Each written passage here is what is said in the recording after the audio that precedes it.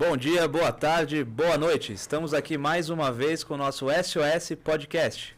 O SOS Podcast ele vai tirar um pouco a medicina do seu consultório. Estamos aqui de novo com o Dr. Henry Ota. Tudo bom, Henry? Fala, Mani, beleza? Cara, e o convidado de hoje, cara, um convidado que já veio aqui, só que ele tem tanto conteúdo que precisou voltar, cara. É o Dr. Rafael Cassef. Isso aí, foram várias perguntas aí que surgiram nesse meio tempo da nosso primeiro bate-papo. E foi interessantíssimo. Obrigado por ter vindo de novo aí. Apresenta de novo ele aí, Henry, pra gente. Eu vou apresentar, porque às vezes o pessoal não viu o primeiro episódio. O Rafa ele é formado na Universidade de São Paulo, ele fez residência em Clínica Médica na USP, ele é segundo-tenente pela Aeronáutica e atualmente ele é assessor de investimento CFP na Monte Bravo Investimentos. E ele tem uma curiosidade, parece que ele dorme abraçado com um travesseiro de gatinho, né? Ele dorme com um livro de investimento ali, como ficar milionário no primeiro mês, né? Entendi. Não, tô brincando. CFP, Certified Financial Planner. Fala aí, Rafa. E aí, tudo bem, meu? Obrigado por estar de volta aí com a gente. Vamos falar um pouco mais de investimento aí. Você tá bem? Tudo bem. Primeiro, prazer novamente estar aqui. Aclamado pelo público gigantesco da SOS. Estou aqui de novo. Boa. Certified Financial Planner. Explica aí pra gente, como é que é esse certificado aí? O que você pode fazer com ele? Você pode pegar avião, você pode... Eu posso comprar figurinha da Copa. Figurinha da Copa. Tirou o Neymar dourado. Ixi, a figurinha tá cara, hein, velho? Tá cara. Não, na verdade, assim, eu trabalho no mercado financeiro, isso é uma profissão. E...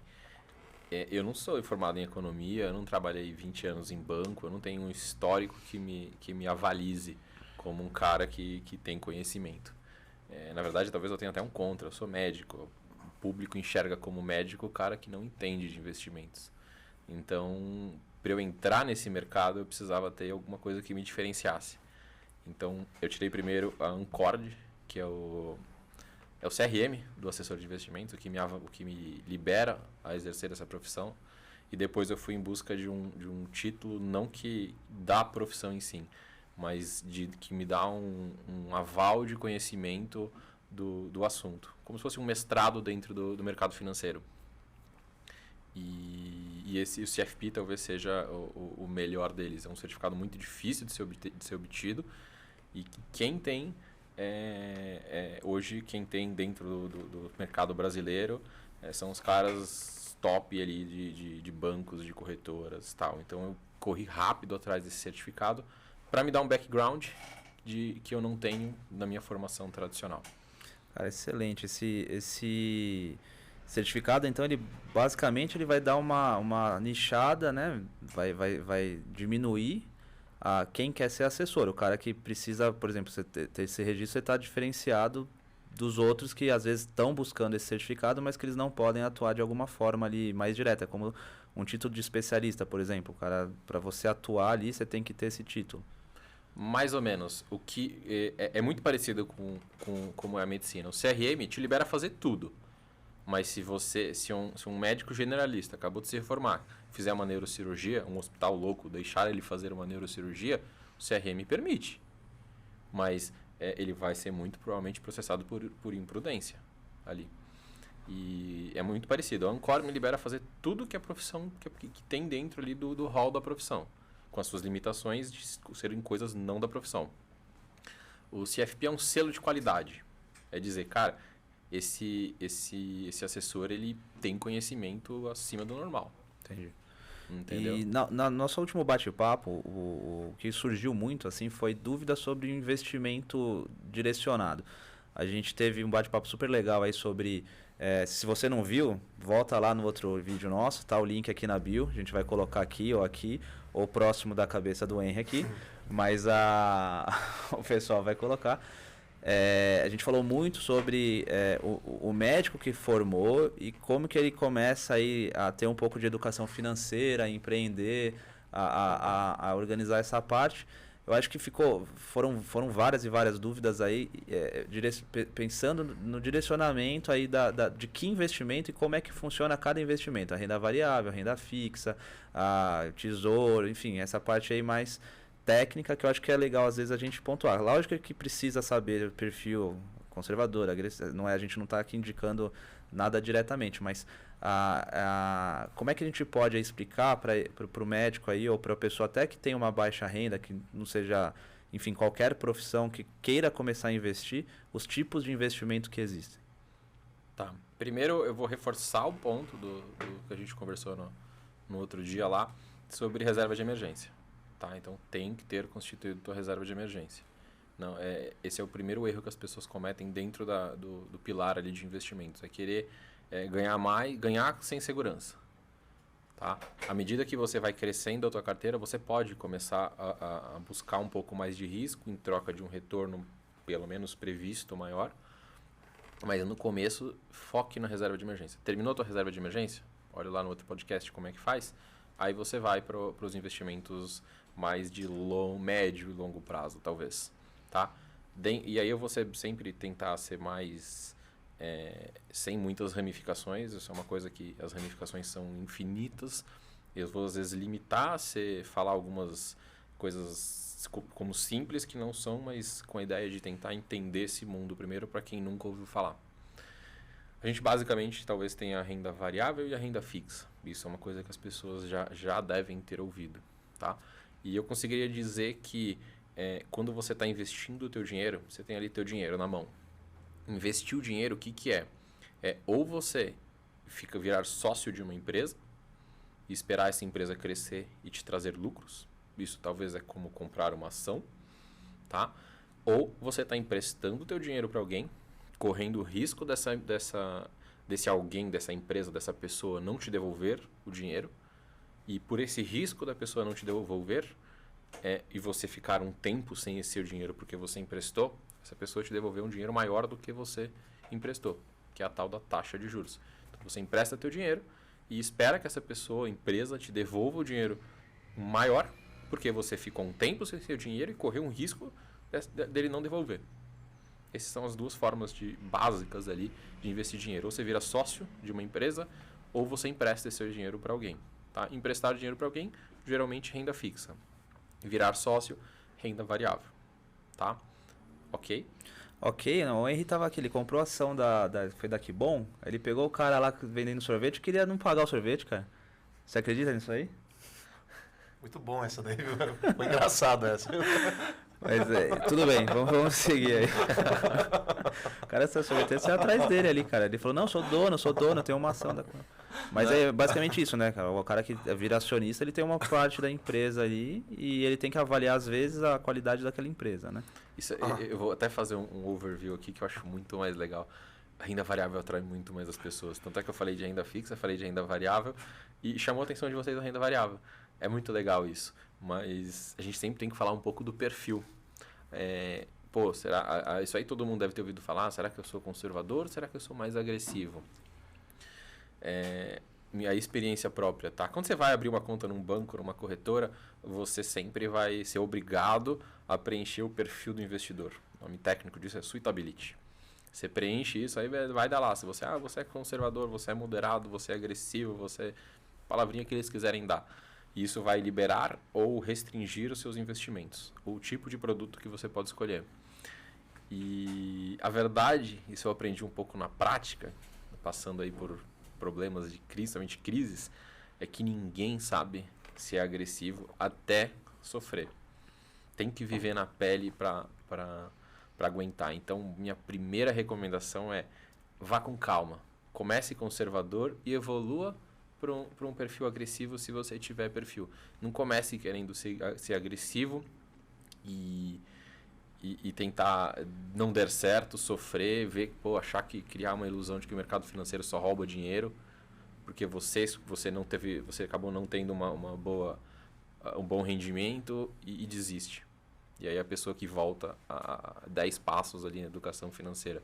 Então começa conservador, vai devagar, você vai ter bastante tempo de trabalho ali para gerar renda e experimentar de tudo. Então, o devagar você pode pensar até no tempo, por exemplo, assim, acontece muito da bolsa cair e você ter muita venda de ação, né? Às vezes o cara se assusta, tô falando assim, do investidor às vezes menos experiente. O cara caiu a ação dele lá, que ele comprou, que ele avaliou a empresa, achou que a empresa era boa e tal, e caiu a ação, ele vende tudo aquilo e de repente ela oscila e sobe, né? às vezes médio e longo prazo, o tempo, o conservadorismo ele funciona assim ou não? O conservadorismo, não. Eu acho que o conservadorismo é você olhar um pouco para... E a gente está, até um parênteses, estamos num bom momento da renda fixa. Então, quem está começando agora, olha para a renda fixa. Você consegue ganhar muito bem nesse momento na renda fixa e se acostumar com o ambiente de esperar investimento, seja renda variável, seja renda fixa, existe o tempo. Você vai ter que esperar um tempo para esse rendimento vir. É o que eu falei no começo, você vai emprestar teu dinheiro, vai correr um risco e vai ficar um tempo sem o seu dinheiro. O que as pessoas, às vezes, elas tentam muito é ficar um período de tempo curto, uma semana sem o dinheiro, e quer ganhar muito. O risco tem que ser muito alto para isso. Não, geralmente, você vai perder. Então, eu sempre falo o contrário. Vamos começar com alongar o tempo e mesmo com rendimento pequeno, ao longo do tempo, isso vai te fazer crescer. Mesmo a pessoa que tem um baixo income aí de renda, ele consegue fazer essa diversificação? Porque, por exemplo, se ele colocar, por exemplo, um médico recém-formado, o cara saiu da faculdade, está na residência ganhando a bolsa. Se ele atrela um ganho dele à renda fixa, ele tem que ficar um período de tempo, às vezes de 1 ano, 2, 3, isso depende do que ele aplicar. Como é que a gente consegue estruturar isso para ele ter aí a segurança dele ter um pequeno investimento ali, tá? Ele consegue distribuir isso? Você consegue entrar com qualquer valor na renda fixa? Primeiro, vamos dar de novo aquele passo para trás e isso vai mostrar bastante coisa. O cara que, teoricamente, tem que estar pensando em investir numa renda fixa ou numa renda variável, ele já tem que ter a reserva dele feita. Então, feita a reserva, ele já vai ter um volume de dinheiro ali considerável. Então, não vai ser um cara que vai estar começando do zero.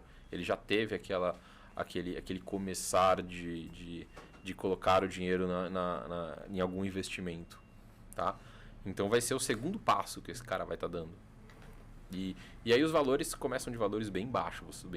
Você consegue investir num título público com valor baixo de R$100 ou próximo de R$100. Uma renda fixa do tipo CDB, talvez geralmente em múltiplos de 1.000.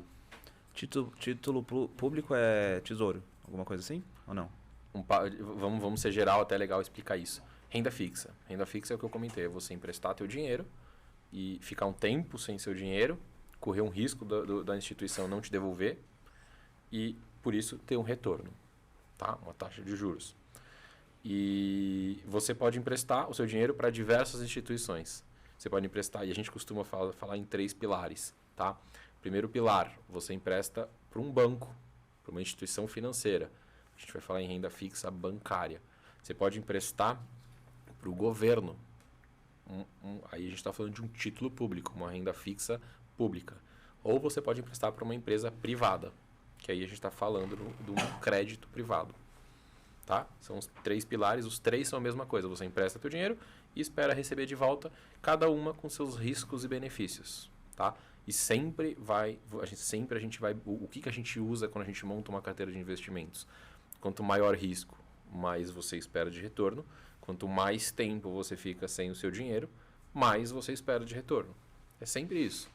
Tá? Então, dentre esses 3 pilares, teoricamente, isso é bem teórico, se você emprestar para o governo, é o de menor risco, apesar de parecer um pouco contraditório na cabeça de todo mundo agora, mas é porque o governo ele tem a impressora do dinheiro, vamos dizer assim. Então, ele vai ser a última instituição a quebrar. Um banco quebrou, uma empresa quebrou, o governo vai ser a última instituição a quebrar. Então, por isso ela é considerada a mais segura. Todo país, renda fixa mais segura, sempre é um título público desse governo. Tá? Qual é a consequência disso? O risco, a gente não está falando que o risco é o menor dentre os 3 pilares. Então, renda fixa pública geralmente é a que menos vai pagar, dentre as 3. Tá? Se você emprestar por um banco, é a segunda instituição com menor risco. Por quê? Porque existe o tal do FGC, Fundo Garantidor de Crédito. Até um certo valor, um valor que é alto, 250 mil, ele te garante que se o banco quebrar, a instituição te paga. Essa instituição não é o governo, então ela não tem o risco do governo. Mas é um risco um pouco mais amenizado. Então, renda fixa bancária costuma pagar melhor do que título público, do que renda fixa pública. E a terceira, que é a crédito privado, é o risco da empresa. Você pode emprestar para uma empresa muito grande, inquebrável, sei lá, uma Petrobras. Petrobras dificilmente vai quebrar, é muito grande. E você pode emprestar para o... SOS Podcast. Você pode emprestar para o SOS Podcast, com todo respeito. Né? Tem patrocinador aqui, empresta dinheiro pra gente. Risco Exatamente. baixíssimo. O Henry aqui, cara, organiza uma finança que é brincadeira. Cara, eu sou um gestor aqui, um resolvedor de problemas. Velho. Mas é exatamente isso. Mas aí não tem nenhuma instituição que garante, é o risco do negócio. E aí, por isso que dentre as três é que costuma pagar melhor, mas é que tem, dentre as três, o maior risco. Aí você tem que cavar ali, e aí é o papel que eu faço hoje na minha profissão, de achar quais dessas empresas tem o seu... avaliar a empresa, saber qual é o risco do papel, qual é o tempo, se o que ele está te pagando vale a pena ou não, para oferecer isso para uma pessoa. Isso daí são as debentures, é isso? Debênture é um tipo de crédito privado. Existem vários tipos. Se você usar a empresa que está pegando esse dinheiro é uma Petrobras, por exemplo, que vai construir uma plataforma lá no oceano, provavelmente vai ser uma debênture. Se é uma empresa do agronegócio que vai usar esse dinheiro para financiar o agronegócio, provavelmente é um CRA, Certificado de Recebíveis do Agronegócio. Se for relacionado ao mercado imobiliário, um CRI. Então isso é uma parte bem técnica que muda uma outra coisinha ali, mas no geral acho que dá para classificar como crédito privado, tudo dentro dessa bacia. E vamos supor assim, o cara deu ruim. Perdi minha reserva emergencial, precisei ir além, precisei atacar ali a minha renda fixa, só que ela está atrelada aí num CDB que vai vencer em 2025. Eu consigo sair dele? Porque o que eu vejo muito é a gente tentar mostrar para as pessoas perder um pouco do medo de investir, eu acho, né? Porque pensa em investimento, os caras, putz, não, vou perder meu dinheiro, vou pôr na bolsa. E não é isso, né? Eu acho que você consegue ter isso. E eu vejo um segundo ponto de medo, às vezes, a pessoa... pô, mas vou pôr minha grana na renda fixa lá que vai ficar 5 anos lá. É possível a pessoa utilizar isso como não uma reserva emergencial, mas ele conseguir ter acesso a esse dinheiro antes do término do prazo? Depende de dois fatores. Primeiro, o tipo de papel, as debêntures que você comentou, os créditos privados e os públicos. Então, dos três pilares, o público e o privado, esquece o bancário, eles têm o que a gente chama de liquidez no mercado secundário. Um termo técnico horroroso, mas que significa? Eu consigo vender antes da hora. Tá? E aí eu até posso falar um pouquinho depois disso, mas você consegue. Um título como um bancário, um CDB, esse, na essência, não. Você não consegue vender antes da hora. O banco não vai devolver o dinheiro antes. Algumas instituições, aí aqui eu trabalho, o XP, ela faz isso. Ela recompra, não é o banco que você emprestou o dinheiro que vai te devolver o dinheiro. É a XP que compra de você e ela vai revender isso para esse mesmo CDB para outro investidor. Ela faz uma intermediação, ela te ajuda criando uma facilidade de você poder vender antes da hora para vender para outro. Só que isso é um serviço. Todo serviço tem um custo. Então, geralmente, você toma um pênalti por fazer isso. Então, resgatar... Mas você consegue sair. Consegue. Numa emergência, que não é ideal. Toda a sua reserva de emergência, você geralmente, vale a pena você conversar com a instituição que para ver se ela tem esse serviço. As maiores hoje têm. Elas recompram isso para você. Então, dá para você numa situação mega emergencial, obviamente, recomendado? Não, mas dá. Cara, você levantou essa bola, Mani, às vezes do cara ter medo. O que eu vejo, às vezes, e a gente estava até conversando isso, Cassef, era em relação à parte de conflito de interesse. Porque a gente, quando a gente procura um assessor, às vezes você pensa, pô, isso aqui é bom para ele, isso aqui é bom para mim. Tá? Entendeu? Você pensa, pô, isso aqui é uma coisa que vale a pena? Será que isso aqui não é para ele só? Então, acho que você fica nesse negócio de conflito de interesse e às vezes você tem medo disso também. E aí você não sabe em quem você acredita. Você escuta, cara, muita informação que a gente tem hoje em dia, muita mídia social, cada um falando uma coisa, e aí a pessoa às vezes fica perdida, cara. Porque, como a gente falou no começo, você não tem uma educação financeira de base, você cresce sem saber as coisas e quando você chega na vida adulta, você fica perdido, cara. E eu acho que o que é desconhecido dá medo, cara. Você não conhece, você fica com medo, cara. Você não sabe o que você vai fazer. Sim. É um instinto, né? E você acaba assim, às vezes até... eu vejo muito isso, parcelamento, assim. O que você... Por exemplo, assim, a pessoa acaba, às vezes, se descapitalizando, vai lá, parcela em 12 vezes, não vê se tem juros ou se não tem, ou às vezes foge disso, acaba gastando o seu dinheiro à vista, alguma coisa assim, podendo parcelar. Eu acho que como você vê essa parte assim? O que você acha interessante? Porque a pessoa tem medo de investir, às vezes ela tem um dinheiro lá para isso, só que ela conseguiria se programar de alguma forma, certo? Assim, às vezes é melhor você avaliar dessa forma como um todo, né? Existem duas formas de você enxergar isso. Existe a forma que você matematicamente é melhor. Se você... Eu vou dar o exemplo do que é matematicamente melhor. Você vai comprar uma TV. Essa TV custa R$2.000. Se você pode dividir se você pagar à vista ou não tem desconto. Esse é o preço. Mas se você pode dividir em até 12 vezes sem juros. 10 vezes sem juros para fazer uma conta mais fácil, tá? Então, ou você paga 2.000 agora, ou você paga 10 de 200, tá? Matematicamente, faz muito mais sentido você pagar 10 de 200. Sim. Que você vai pegar esses 2.000 que você tem hoje, você vai pagar a primeira parcela de 200 e vai ter 1.800 para deixar investido. Aí, daqui um mês, você vai tirar 200. E isso, no final, todo rendimentozinho dessas parcelas, no final, é seu. Só que o que acontece muito, a gente vê muito, a pessoa passa isso no cartão e ela esquece. Aí passa outra coisa no cartão, passa outra coisa. Exatamente, aí vai passando outra. Aí no final ela gasta 2.000 todo mês de parcelas, as parcelas somadas. Daqui 3, 4 meses a pessoa nem lembra que a TV é nova. Então ela fica passando. Então, o lado não matemático será que a pessoa tem a educação financeira, o comprometimento de saber que aquele dinheiro ali não é mais dela. Aqueles 2.000 não é mais dela, é da TV. Você só está segurando ele por um tempo para ele te ajudar um pouco mais, mas não é mais seu. O que acontece é que as pessoas, tem 2.000, só gastei 200, tenho mais 1.800 para gastar. Oba!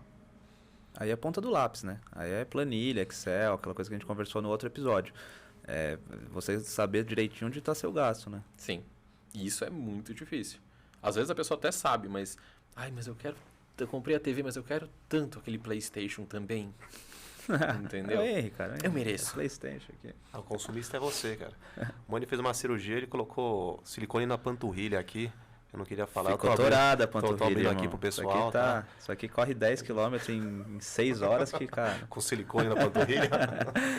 Mas é isso, né, cara? O cara, ele, de repente, esquece, né? Pega Sim. lá e... Por isso que eu prefiro pagar, às vezes, à vista e tentar ao máximo chorar um desconto. Porque costuma ser menos chance de você errar ali no futuro. Você não está apostando que no futuro você não vai ter uma super vontade nos próximos 10 meses. Mas não é matematicamente o melhor. É que eu acho que o risco de você gastar esse dinheiro em outra coisa em 10 meses versus o que isso aí vai te render, não compensa. Já é diferente até uma coisa que eu estava reassistindo o episódio. A gente comentou muito de leve de financiamento. E aí eu vou até entrar no assunto, um financiamento de imóvel. Isso já é um valor muito maior. Então, talvez aí a conta vale a pena. O cara que talvez seja até uma exceção, mas o cara que tem 2 milhões ali para comprar um imóvel gigantesco. Ele pode comprar esse imóvel de 2 milhões ou ele pode dar uma entrada e financiar o resto. Se os juros que o financiamento vai cobrar é menor do que os juros que ele consegue investindo o dinheiro, ele coloca num CDB que rende 12% ao ano e o financiamento cobra 8%, vale a pena você financiar e deixar. Essa diferença é sua. Às vezes é um pouquinho o que está acontecendo hoje em dia, né? O financiamento hoje em dia está um pouco mais atrativo do que era. Assim, eu fujo de financiamento, mas hoje é um negócio que não é tão... Para um valor ruim, alto, né? a diferença... Para uma TV, talvez a diferença não vai fazer... Você vai comprar um pão no final do período. Mas para um apartamento, a diferença é muito maior. E já compensa. Então, esse jogo, às vezes, a gente faz muito. Aí é uma coisa que a matemática é muito mais aplicável do que só o financiamento. E eu não esqueci da pergunta do conflito de interesse. Acho que vale a pena a gente falar, só para não fugir depois. Essa é boa. Isso é legal. Fala aí, cara, qual que é? Boa, já cortei o assunto, né? Não, a pergunta que eu falei pro Cassef, em relação como ele, como assessor, você vai acreditar nele, entendeu? Não a pessoa dele, mas ele como assessor. Não tem um conflito de interesse? Que ele vai te oferecer. Do que ele vai te oferecer de produto e assim... vai ser bom para ele? Só? Vai ser bom pra gente, entendeu? Como é que você separa isso? Como é que é feito isso daí, cara? Todas as profissões do mundo e a parte de assessoria financeira também tem muito conflito de interesse, tá? Isso faz parte de todos os negócios e é natural. É impossível você evitar todos os conflitos de interesse. Fazer um parênteses na nossa área, assim, eu como oftalmologista opero muito catarata. A gente tem um portfólio de lentes para oferecer intraocular que o paciente vai usar e a gente entra às vezes nesse conflito, né? Porque você tá oferecendo um bem para ele, tem um custo e é o melhor para ele, mas pode achar estranho para mim. É mais ou menos assim para você ou não? Perfeitamente isso. Quando eu vou escolher, por que eu estou escolhendo o CDB e não a debenture, que a gente comentou? Por que um ou outro se tem os dois? Às vezes o risco é semelhante, por que você está escolhendo esse e não aquele? Será que não tem alguma coisa ali? Será que eu não estou recebendo? A forma que eu recebo não muda isso? Sim, muda. Então existe sim um conflito de interesse. O que eu sempre falo para todos os meus clientes, todas as pessoas que eu abordo, ou até quem está pensando em ter um assessor, é bom que o teu assessor ganhe dinheiro. É uma relação saudável, que todos ganhem na relação. O que não pode acontecer é só o assessor ganhar e você só perde dinheiro.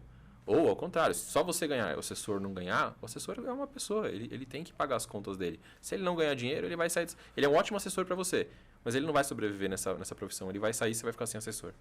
E você vai ter todo o problema de ter que achar um outro depois de confiança.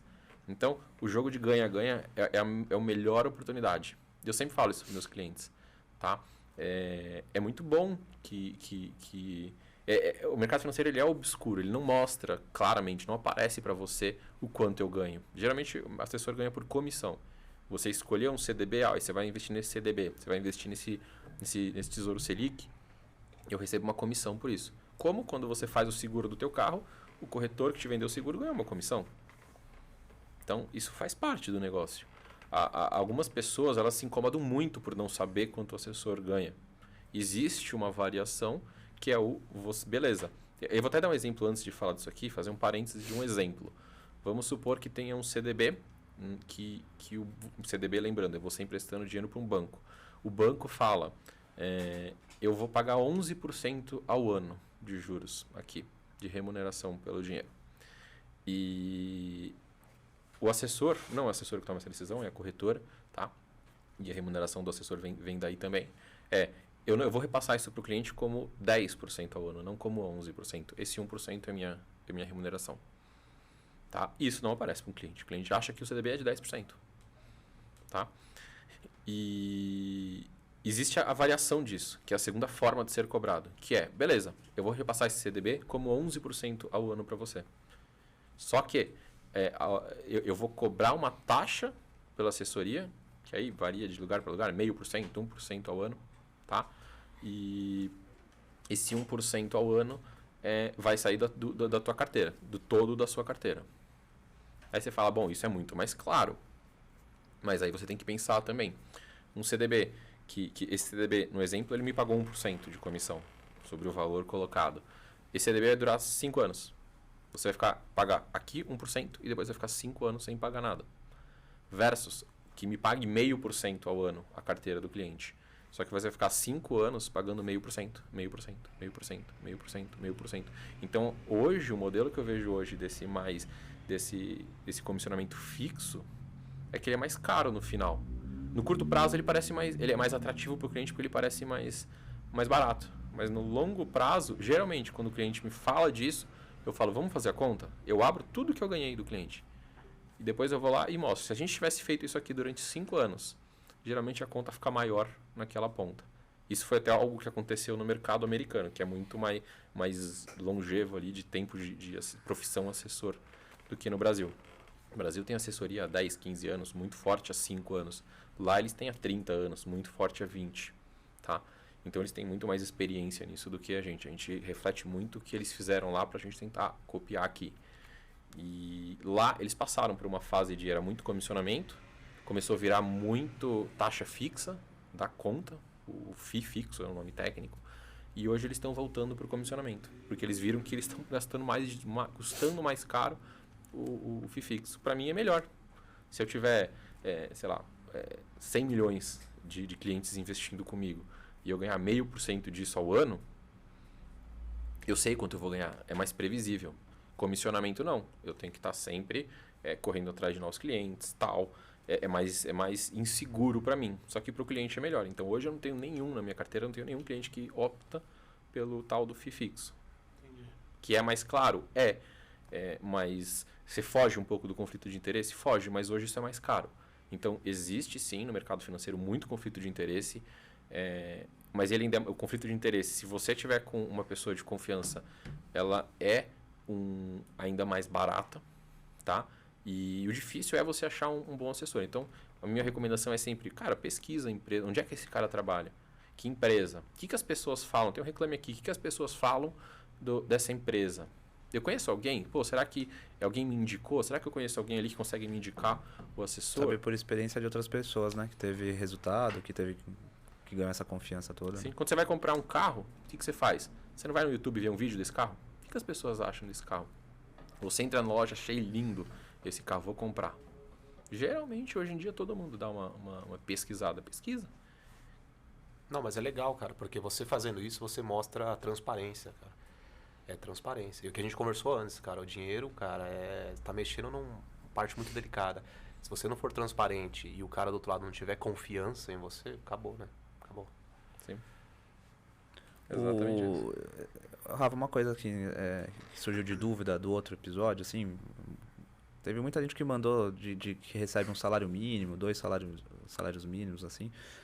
Esse cara, ele consegue fazer uma reserva para ele e como é que a gente orientaria assim, uma porcentagem do que ele ganha, uns 15, 20%, ele conseguiria guardar para aplicar em alguma coisa que vá render alguma coisa para ele no futuro, assim, de dividendo, renda fixa, alguma coisa assim? Basicamente, a recomendação sempre é o máximo possível. Quanto mais você guardar, mais rápido você chega no teu objetivo. Mas, principalmente para um cara que recebe menos, isso é mais difícil. Hoje o mundo está mais caro. De 2 anos para cá, as coisas ficaram mais caras, tá? Então, tentar, assim, o mínimo dos mínimos que vai te levar para algum lugar é tentar chegar no mínimo nos 5%. Se você chegar nos 15, 20, cara, você tá bem acima da média. Você consegue fazer isso, você tá muito acima da média. Mas, com 5%, você, assim, talvez o mínimo dos mínimos o que você vai ver algum resultado é tentar uns 5%. E tem muita coisa que, assim, as pessoas às vezes não dividem o quanto que você ganha por hora, né? Então, por exemplo, assim, eu ganho, sei lá, R$2.000 por mês. Eu trabalho 8 horas por dia, 5 dias por semana, tal, e divido lá. Então, às vezes, por hora eu ganho R$30. Existe uma forma, algum tipo de investimento que ele consiga ter um retorno mensal disso, com o valor aplicado de uma forma relativamente segura, dependendo do perfil dele, que ele tenha um retorno, ele consiga sentir que ele está trabalhando menos. Por exemplo, assim, pô, se me veio um dividendo, se me veio um troco de R$50, aquela hora que eu trabalhei, tá 1 hora menos? Sim. Vou voltar lá no início. Todo investimento é você emprestar, principalmente renda fixa, você está emprestando o teu dinheiro, ficando um tempo sem ele, correndo um risco para ele te trazer um retorno. Existem investimentos que o retorno ele entra dentro do próprio bolo, então ele vai aumentando dentro do próprio bolo ali, tá? E aquele dinheiro vai cada vez rendendo mais. E tem alguns que o bolo continua do mesmo tamanho. Você emprestou 100, o 100 sempre vai continuar ali. E o retorno ele vem periodicamente, mensalmente, semestralmente para você. E alguns, sei lá, você emprestou 100 e ele rende R$1 por mês. Vai ter investimento que você vai ficar o 100 lá e todo mês você recebe R$1. Vai ter investimento que o 100 vai virar 101, depois 101,10 centavos, e aí isso vai crescendo ali dentro. É o tal dos juros compostos que se escuta por aí. Feito bola de neve. Né? Exatamente. Para um cara que ainda tem capacidade de trabalho, a gente gosta muito do bolo crescendo ali, juros compostos. Isso no longo prazo entra ali talvez como a 8ª maravilha do mundo. Tá? Agora, para o cara que já está começando a desacelerar, estou começando a querer diminuir um pouco minha carga de trabalho, vale a pena começar a migrar talvez um pouquinho ou o cara que já construiu um patrimônio suficiente, começa já a migrar para isso aqui para o cara receber uma renda extra todo mês. Aquela famosa independência financeira, né? O cara buscar ali o quanto que ele tem de gasto mensal, né? No que ele receber de alguma forma aí mensal para ele ter as contas pagas, né? Exatamente. Se ele precisa de 1.500 para viver por mês. E os investimentos conseguem gerar 1.500 por mês, talvez ele trabalhe por opção agora. Aí gera aquela liberdade que a gente falou no último episódio, de ele poder arriscar. Pô, eu quero empreender, quero criar um negócio ali maluco. O investimento está trazendo os 1.500 que ele precisa. Ele pode fazer outra coisa.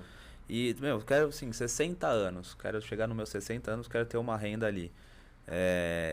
Que você acha, assim, a gente vê muito aplicação no INSS.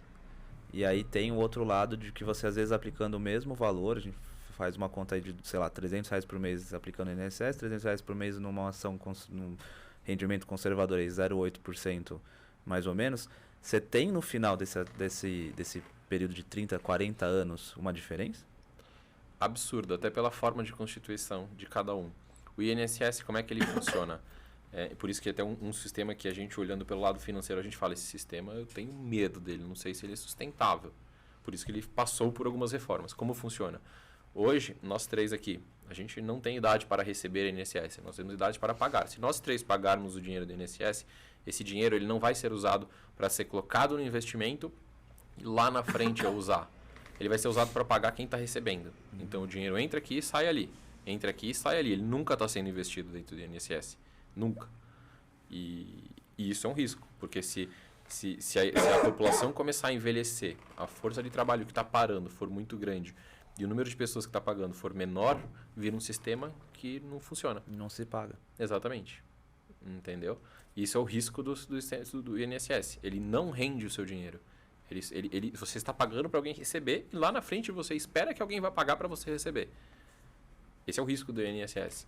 Enquanto o investimento do teu dinheiro, você bota o teu dinheiro, ele vai se multiplicar e lá na frente você vai usar o teu dinheiro. Do jeito que você quiser. Exatamente. Às vezes você pega no dividendo, você pega no mensal, você pega no todo, né? Porque acho que o INSS você não vai retirar. Chegou lá na frente, eu tenho 5 milhões para retirar. Eu não retiro, né? Eu retiro só o que eu tenho de direito do quanto que eu apliquei. Porque você não existe esses 5 milhões no INSS. Não tem se você ao longo da tua vida, se você somar todas as parcelinhas que você pagou, que vamos usar um número mais fácil, chegou a 1.000. Esse dinheiro no INSS não existe esses 1.000 lá. Esses 1.000 foram para outra pessoa. Você vai receber de outra pessoa. Enquanto no teu caso tem aqueles 1.000. Você quer tirar os 1.000 para usar? Você tira os 1.000. Tudo bem, você vai ficar sem nada. Seu risco. Ou você pode ir tirando R$1 por mês. E aí, claro, sobe a escala para ficar em números reais, mas só para você ter uma noção de como funciona o sistema. O INSS ele é completamente diferente de investimentos e, ao meu ver, muito mais arriscado. Você está arriscando, você está se comprometendo, você está tendo uma certeza de que lá na frente alguém vai pagar o meu salário. Quem? Não sei nem se a pessoa existe. Provavelmente ela nem nasceu ainda, mas eu tenho certeza que ela vai pagar meu salário. Não, ainda com a mudança da pirâmide, né, cara? Sim. Tá. Não dá pra... Não dá, cara. Não dá. Vai ter muito mais idoso, cara. É um negócio... Mais um episódio gigante aqui, Rafa. Meu Deus do céu. Vai ter que fazer mais uns 8 desse aqui. Se do último surgiu um monte de dúvida, imagina desse aqui agora. Quanto mais a gente aprofundar, mais dúvidas vão surgir. Vamos ver o que vai surgir. A gente vai te convidar de novo, cara. Queria te agradecer aí por estar com a gente mais nesse bate-papo. Gentilmente... Dr. Rafael Cassef, doutor em investimento e doutor médico, ele nos disponibilizou uma garrafa da Monte Bravo, um livro autografado por ele. A gente vai fazer um sorteio, a gente pensou numa campanha aqui. O comentário, a dúvida mais interessante que a nossa equipe encontrar aí, a gente vai presentear a pessoa com esse item. No último episódio aqui, que o Rafa participou, a gente fez ele receitou pra gente aqui, né? Ele receitou para os nossos ouvintes aí, nossos telespectadores, uma frase aí, um pensamento. Eu vou pedir para ele repetir. Não sei se ele estava esperando, mas vamos ver se ele tira uma frase tão boa quanto. Ela foi boa, vai ser difícil. Que ela foi boa, cara. Que ela vai ser difícil superar, hein, Rafa? Foram 1 milhão de curtidas ali, cara. Carimbinho aqui, a gente vai carimbar ele tipo Play Center, né? Carimba na mão, ele vai ter acesso vitalício aqui. Pensar numa boa. Cara, vamos trazer o Rafa de fixo aqui, cara. Deixar ele sempre aí. Deixar ele fica sempre no canto ali, cara. E quando surgir uma dúvida de investimento, a gente joga joga pra ele, cara, né? Uma boa. Aliás, no link da bio aqui, a gente vai deixar o contato dele, Rafael aí, do Monte Bravo Investimentos.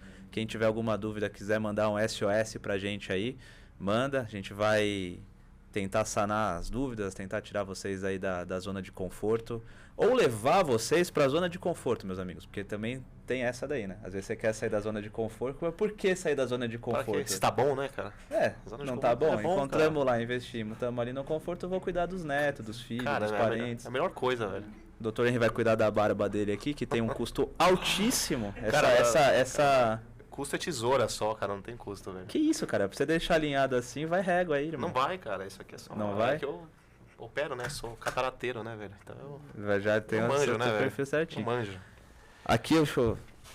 Talvez essa foi menos filosófica, mas é tão importante aqui, quanto. Cara, às vezes, cara, o lindo, o bonito, ele não tá no elaborado, ele tá no simples, cara. E aqui você colocou simples, trabalhe, poupe, invista, nesta ordem. Dr. Rafael Cassef aqui. Cara, show, hein? Frase top, hein? Vai pro feed isso aqui, hein, mano? Vai pro feed, cara. Obrigado, viu, Rafa? Eu que agradeço aí, tô à disposição. Vai ficar atrás da cortina. E valeu, Henry, por mais essa jornada aí. Tamo seguindo em frente aí.